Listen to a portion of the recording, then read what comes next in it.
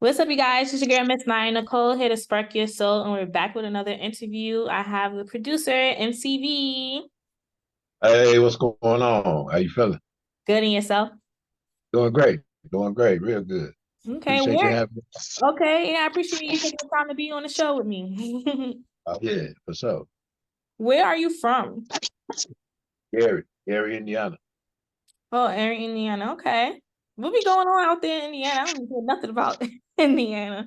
It's a lot. It's a lot. It's just, probably the same thing going on down in Atlanta, pretty much. You know what I'm saying? You know how it be, your hood ain't no different, you know. Mm-hmm. So, what does MCV stand for? Monte Carlo Vaughn. That's your name? Yeah, MCV. My real name, government name is Vaughn. So Monte Carlo, that was a car, one of my first cars, that I really fell in love with, like an 86 Monte Carlo. Yeah, so I just said MCV, Monte Carlo Vaughn. Okay, I gotta look up that car. I heard of it. Oh yeah, yeah, it's hot. It's hot with the little T tops and all that. Have you ever owned one? Uh, No. no, I never actually purchased one, but Mm-hmm. I probably won't now at this point. It's so dated, but it's just a classic. Mm-hmm. You Yeah, never know, it yeah, might happen still. yes, maybe. Right. So when did you start making beats? I started making beats in '98 before I went to high school. I didn't like. I started kind of taking it serious maybe 2012, and I didn't make my first industry placement till 2015. Mm. So, And I've been grinding a little while. yeah, so your first industry placement, was that with Megan or was that with somebody else? No, that was actually this one cat, he called himself Nino Brown from Miami. That was my very first place. That's dope. So how do you describe your beat? Funky is, my most preferred type of way to produce. I like to get real funky and smooth, but still hard though. So that's what described me in a nutshell. But I mean, I produce everything. It ain't nothing. It's not a style I couldn't touch. But if somebody really want an MCV style, they finna get funky. Okay, get funky, Right, funky. right, for sure. So what is your process in making beats? Does it take you a long time to make a beat? Is it like one, two, three? Oh, not at all. It's about 15 minutes for a beat for me, really, at this point. It's real quick. I mean, I'll argue with the feeling, and I get on there, I sit down and I follow what feel good and you know, just follow that feeling and just build it up. Mm-hmm. So you gotta watch when you're producing. Sometimes you don't want to overproduce, but you don't want to, make no Tinker Toy beat and underproduce it either. You know what I'm saying? So, it just kind of all depends on what it called for. Mm-hmm. So overproducing meaning like putting too much instruments on a beat? Absolutely. Absolutely. You don't leave no room for the artist. Right. That was like when I first started producing, even like some of the stuff that I was pushing to Meg when we first got started. She was like, man, it's so much, it sounds good, but I mean, where I'm gonna go, you know what I'm saying? And she's not the only artist to tell me that. So I mean, you gotta kind of come out of it because yeah, you are a musician as a producer. Like I could release, instrumental CDs, but if I'm in the mode of selling a beat, I can't think like that. Mm-hmm.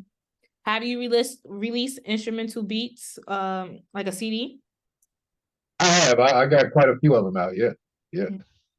That was just something I was doing. I'm actually working on one for like for real, for real. I'm doing that now with a couple producers from out this way. Oh, that's dope to like collaborate thing. Do you guys have a name Right. for it? No, yeah, everybody just they separate producer name. No, that's nothing. Oh. We would probably name it on the fly and just drop it. And market it, you know what I'm saying, so we can get through the market, that's all, so we can actually do some numbers. Right, right, right. So speaking Yeah. of producer tags, how did you come up with your producer tag? Oh, because I feel like that about myself. So when they come on, it just say MCV, bitch. You know what I'm saying? So it's like, it's just that's how I feel. Like, I love me a lot. So that's just hey, here I am, I pop in, so that's how I kind of looked at it. Right, let you know who I am. How did you get to the point of like, loving yourself so much? There's some people like during these times, especially of the holidays, where they're feeling down, not necessarily having the self-confidence in themselves. How did you get to the point where you love yourself, especially in this cutthroat industry? How do you stay loving yourself within it? Yeah, you kind of got to be unapologetic about what you want. That's number one. A lot of people, in this game, they come in like a little too nice and want to, don't want to step on toes and don't want to, piss the wrong people off because they feel like the climate is so political. And I mean it is, but at the end of the day, you still got to do you if you really want to be happy and look yourself in the eye in the mirror. So I take pride in that, and I'm a family man first at the end of the day. So the people that love me at home, only apologies I gotta have for anybody would be at home. I don't care about what the Right. media talk, you know. Right. My nail tech back in the day, she said to me, everybody, oh no, she said opinions are like assholes and everybody has one.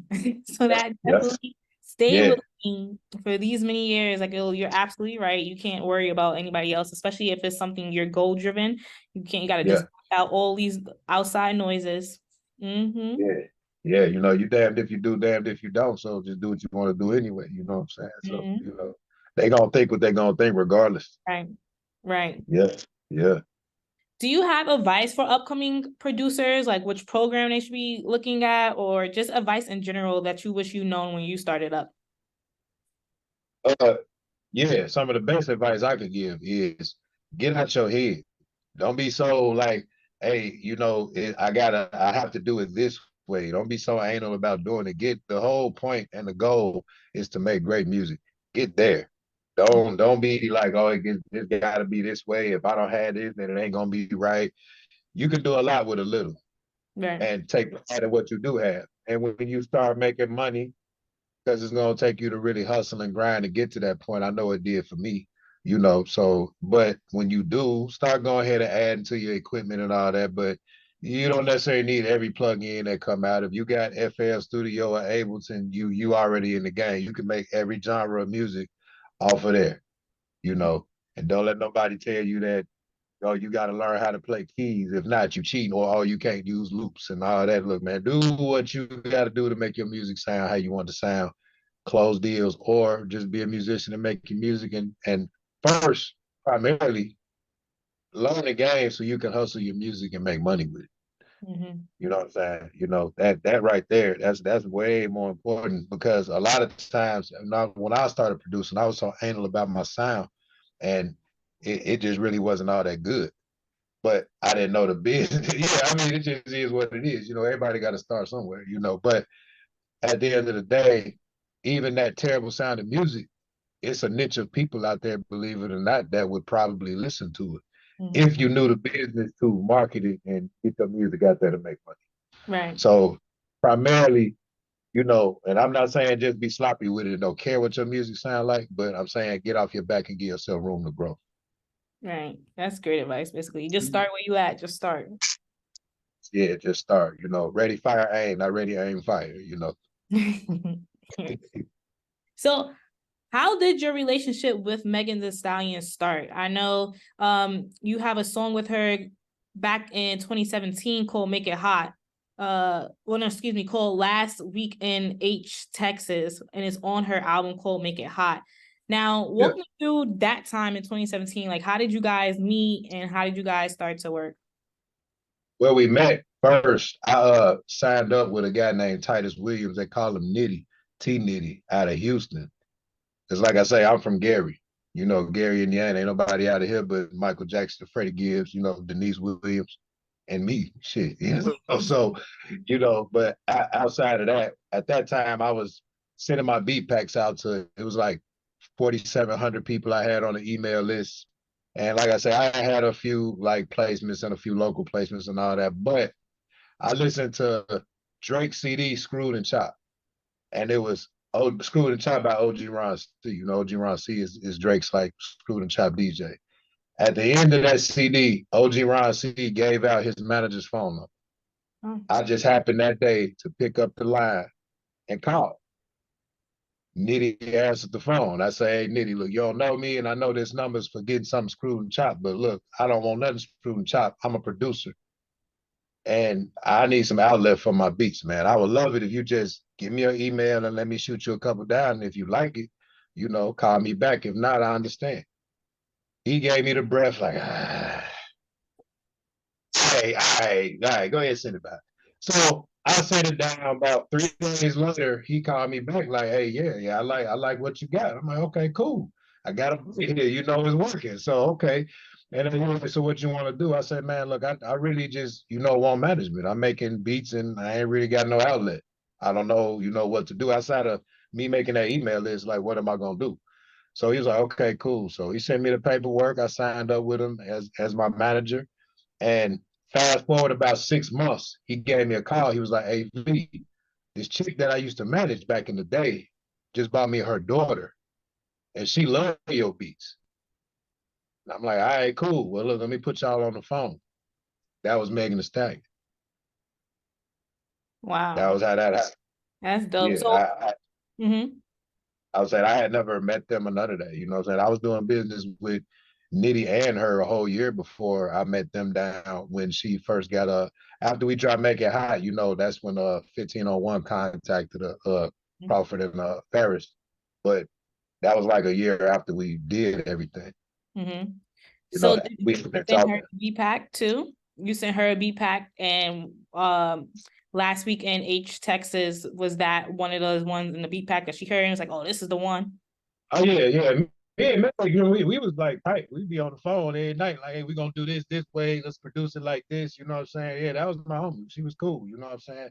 Like I say, we had never met, and her and Nitty was like, it's crazy that we don't even know you like that, like outside of your voice on the phone, and we get more work done with you than what we getting from some of these cats who we down here working with. So I mean, we just had a real solid working relationship. You know, Mm-hmm. so outside of that, like I say, we playing that whole Make It Hot CD. We did that. And she did me a real solid one day because like after we dropped Make It Hot, we was taking that before 1501 call, she was getting calls from like Interscope and Miss Deb, Mm-hmm. I don't know. You do know Miss Deb, okay? I was gonna Yeah, try I to know it's describe it. that. Oh, okay.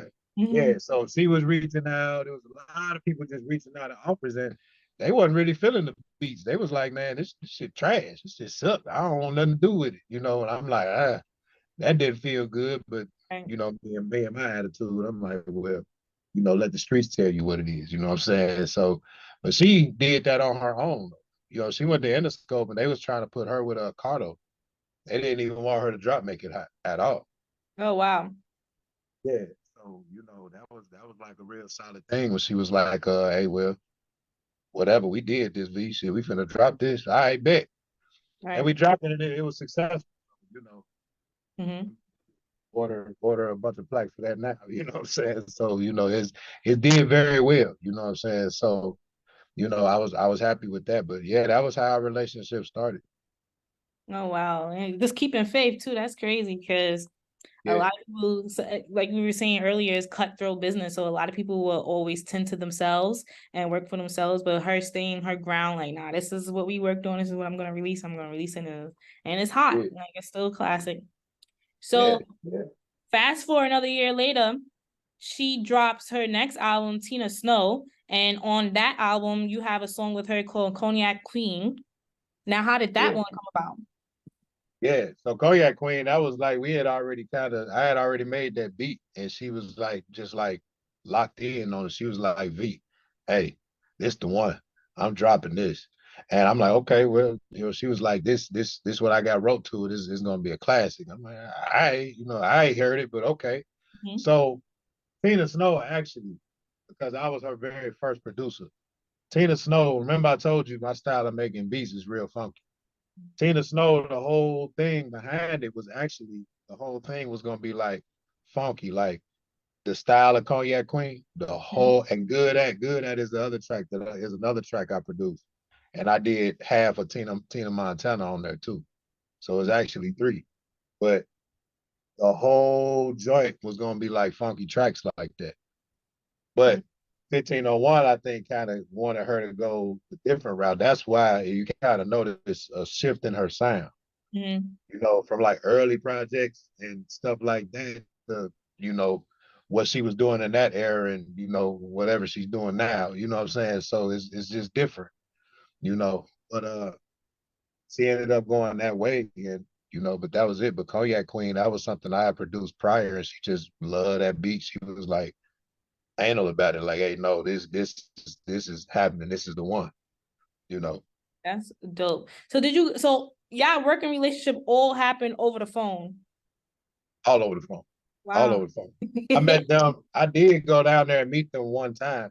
Mhm. But I almost like, that was like when everything started changing at that point. I'm like, man, I probably should have stayed up here and stayed on the phone, Really, but I mean it is what it is, I'm happy for her and all that. But I mean it was like I say, I think that when they knew kind of what they wanted her to do when they picked her up and advanced her and all that. Because I was there when they did it. I was there when she even did the 300 deal. We were still in tune in. But she grinded it out. She earned everything she had. A lot of people be like, "Oh, she just popped up," but nah, I was there. I was there when people was rejecting her. I was there when her mama and Nitty was negotiating her show prices and stuff. She put the grind in. So it worked. It paid off. Yeah. That's dope. So I saw on your Instagram that Cognac Queen sold 27 million copies, making it eligible Yeah. for Diamond two times. How did that make It, you feel when you it, heard that uh, news? it made me feel amazing. It made me feel amazing, and what's really good about it is not one record that I've ever produced for her was ever pushed as a single. Hmm. Not one. I Hmm. tell you, it made me feel good to let me know that all the naysayers and everybody that was around me saying, I don't know if I like that. Well, my sound was the best sound that was ever there. Yeah. You know what I'm saying? So, now that make me feel real good. Real good. Do you celebrate with some cognac?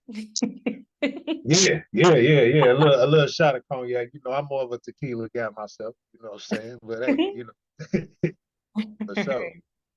All right. So do Yeah. you have more songs with her that has been recorded or She got just a lot of songs recorded, but they just ain't been released. She had like six, no, eight other songs recorded. But just they kind of lost in the sauce of the disagreements and all that. All that stuff that they got going on. mhm. Because she had the big 1501 thing and all Yeah. that, and a Yeah, whole so lot they of stuff got muddy. What to say? yeah, so they in the vault right now. Right, right, right, right. Nah, it ain't in their vault. I have them, but I don't got that. We're not tied together no more, so Right. ain't nothing I'm gonna do with them. Mm. Okay. Have you worked with anybody else since in the industry? Yeah, yeah, quite a few people. Like I say, the first placement was Nino Brown.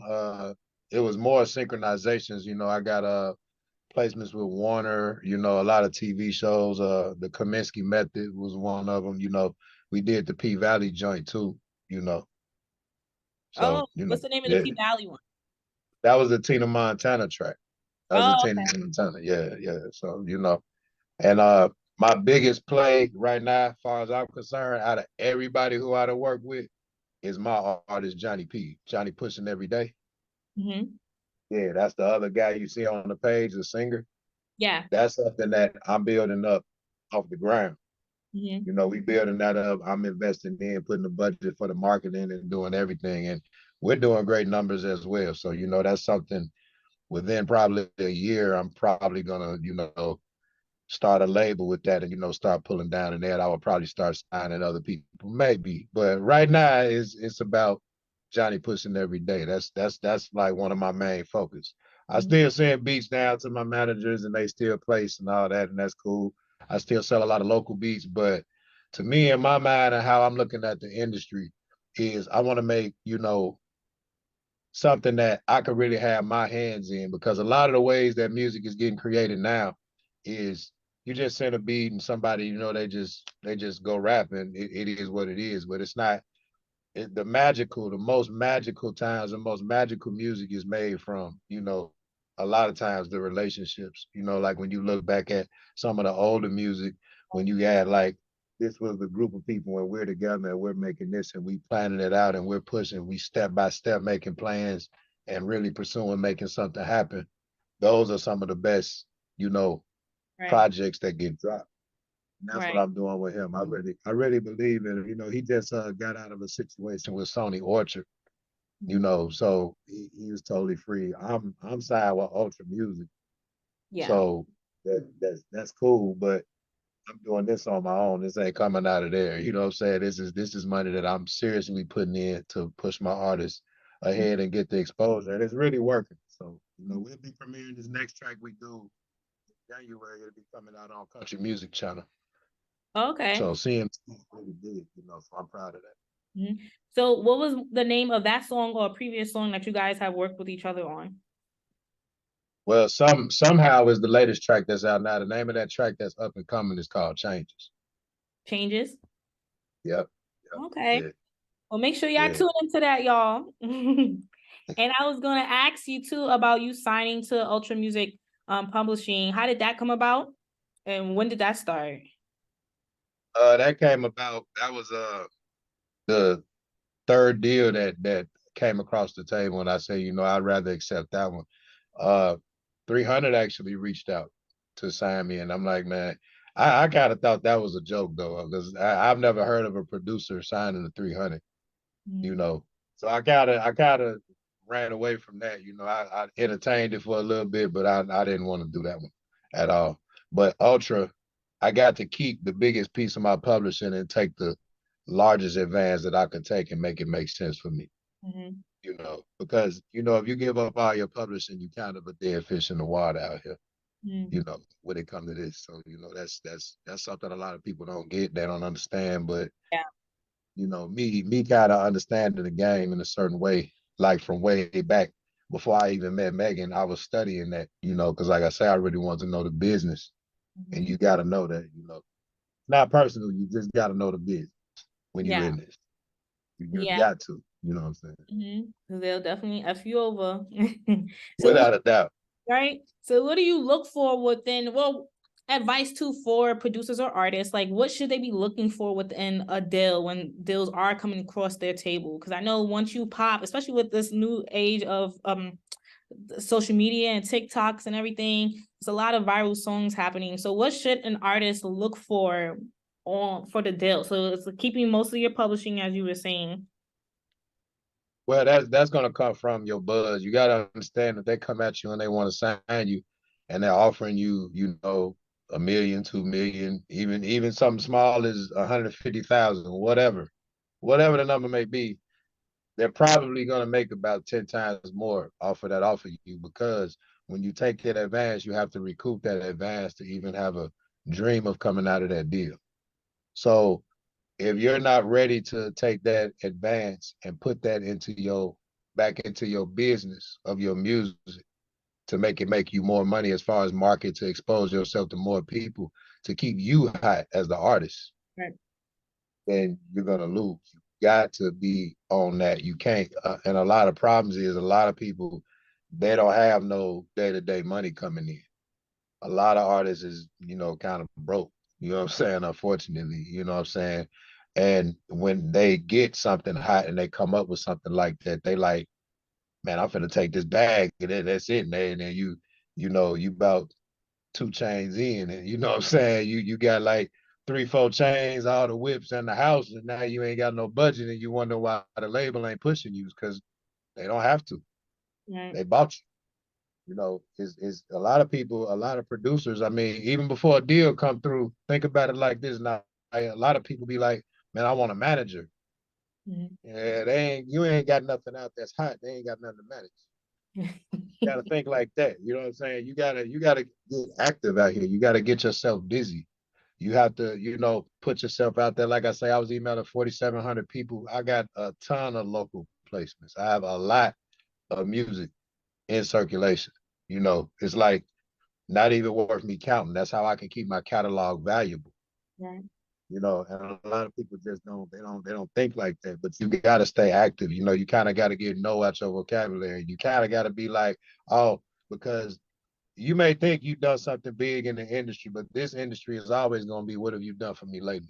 You know, it's going to be about something next. What are you going to do now? What's up next? And some people they'll get motion and they'll start trying to treat people who maybe don't have no success a little different. And that's just not the way you do it, Right, because you don't know where this person is going to be next. right.